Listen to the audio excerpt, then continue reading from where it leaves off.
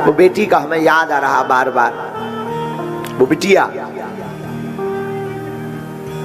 दिल्ली में श्रद्धा, एक विधर्मी दूसरे धर्म के व्यक्ति आफताब जिसका नाम था, उससे उसने प्रेम किया। और पता है क्या दुर्दशा हुई? 35 टुकड़े किए गए हैं, 35 टुकड़े। क्या बात है, रूह कब गई ना।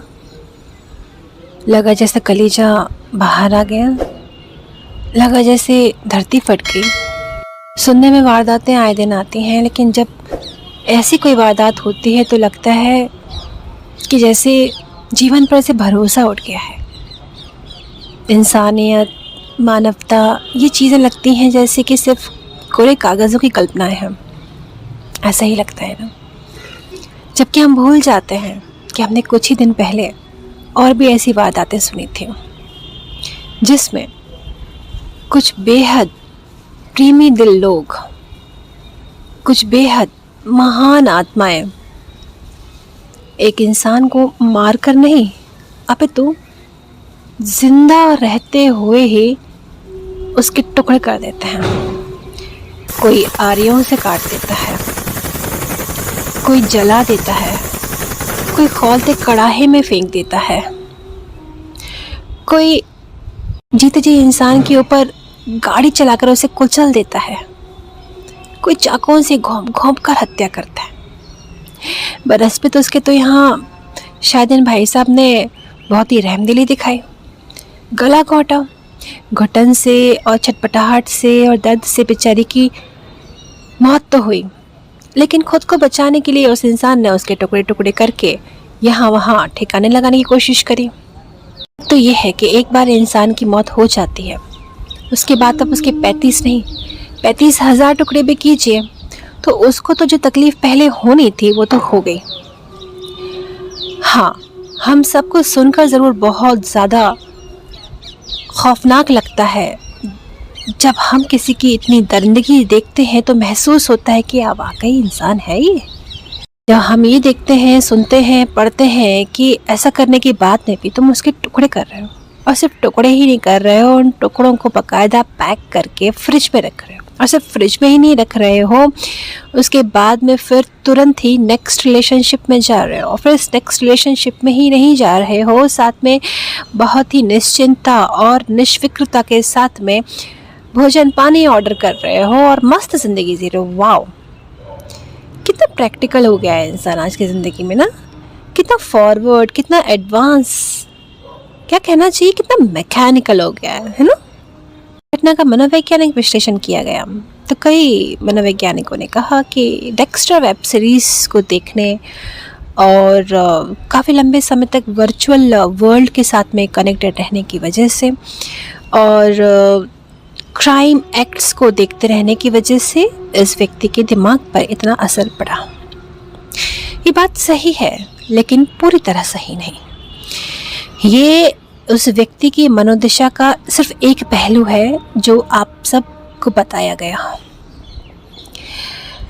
डेक्स्टर वेब सीरीज हो, वर्चुअल प्रोग्राम्स हो, या इस तरह के कोई लिटरेचर हो, निसंदेह है इन सब का हर व्यक्ति के दिल दिमाग पर गलत ही असर पड़ता है। लेकिन ये भी आप जानेंगे कि उन चीज़ों को और भी लोग तो देख रहे होते हैं, लेकिन वो इस कदर तक तो नहीं गिरते। कहीं ना कहीं वो खुद में परेशान रहते हैं, है ना। लेकिन दूसरों को इस कदर परेशान कर दे, ऐसा हुनर तो बहुत कम लोग अपना पाते हैं। ऐसे लोग कौन होते हैं? खासकर से वो जिनके जीन्स में ही इतनी कट्टरता, इतनी धृष्टता, इतनी क्रूरता और इतनी नीचता भरी हुई है।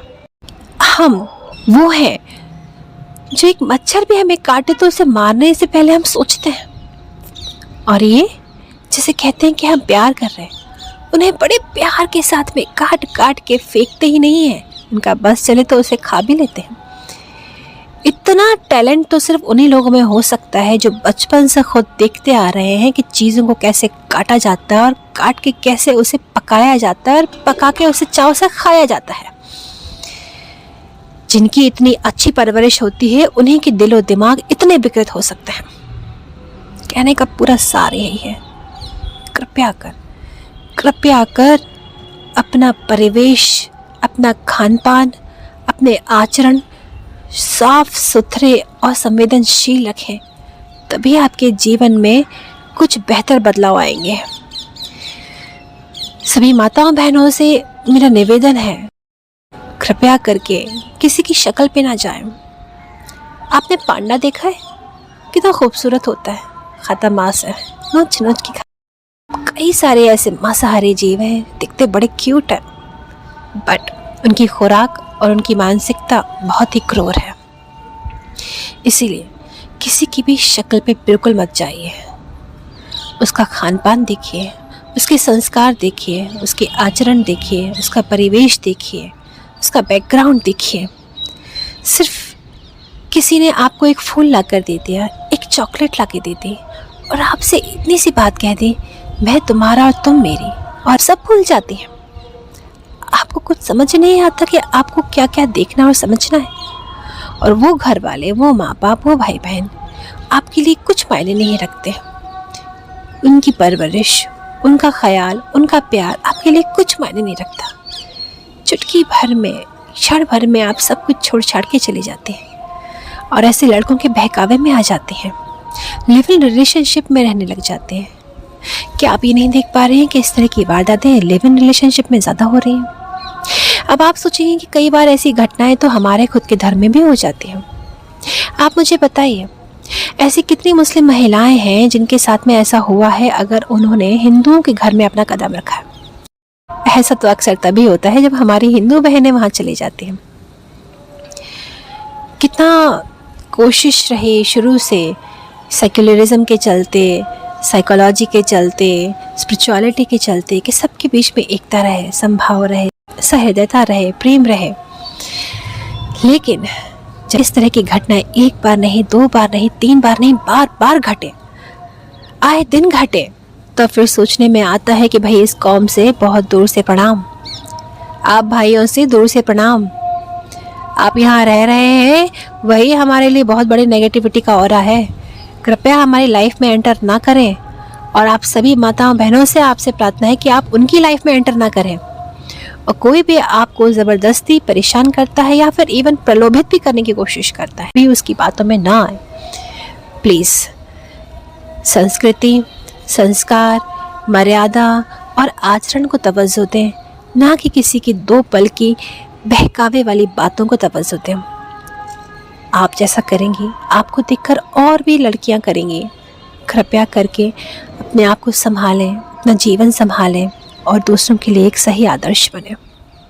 Please take care of yourself. मैं प्रार्थना करूंगा, स्वधर्मे निधनम श्रेया पर धर्मो भयावहा। इसलिए तो हम कहते हैं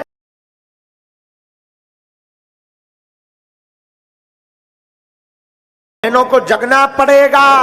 एक फंडा है, भोली भाली हिंदुओं की बेटियों को प्रेम के चक्कर में फंसा करके बलात् रूप से दुर्दशा करवा करके फिर उनकी हत्या करना कितनों की नहीं हुई। ये कोई नया कांड नहीं है, कितनों की नहीं हुई। मुंबई भी भाग जाता और शायद हमारी श्रद्धा गुमनामी के उसमें भग जाती, लेकिन ईश्वर की कृपा थी हिंदुओं को जगाने के, हिंदुओं को बताने के लिए कि मेरी बहनों